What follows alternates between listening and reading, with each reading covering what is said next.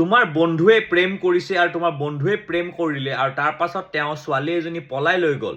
সি ছোৱালী এজনী পলাই লৈ যোৱাৰ কাৰণে তুমি জেলত যাবলগীয়া হ'ব পাৰে। এতিয়া কথাটো হ'ল যে বহুত কেছ এনেকুৱা হয় য'ত কিছুমান ল'ৰাই নিজৰ বন্ধুক মানে সহায় কৰে ছোৱালীজনী পলাই লৈ যোৱাত, আৰু সেই পলাই লৈ যোৱাত সহায় কৰাৰ কাৰণে জেলত যাবলগীয়া হয়। কেনেকৈ মই কৈ আছোঁ, এতিয়া কথাটো হ'ল তোমাৰ বন্ধু এজনী ছোৱালীজনী ভাল পালে, পলাই লৈ গ'ল, তুমি তেওঁ কি কৰিলা বা ট্ৰেইন ষ্টেচন বা বাছ ষ্টেণ্ডত বা এয়াৰপৰ্টত মানে তোমাৰ গাড়ী দিয়ে তুমি থৈ আহিলা বা কিবা কাৰণত কিবা এটা সহায় কৰিলা।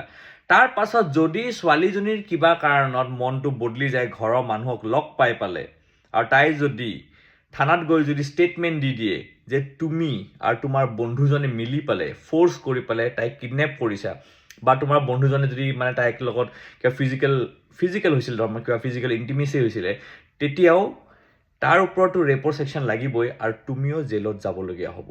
আৰু যদি সেই ছোৱালীজনীৰ বয়স যদি 18 বছৰতকৈ কম, তেতিয়া তাৰ ওপৰতো পক্সো এক্ট লাগিব আৰু লগতে তোমাৰ ওপৰতো লাগিব। সেইকাৰণে তোমাৰ যদি কোনোবা বন্ধুৱে যদি মানে কিবা প্লেন কৰিছে ছোৱালী পলাই লৈ যাবলৈ, তাক মনা কৰিবা আৰু কেতিয়াও সহায় নকৰিবা। জয় অসম।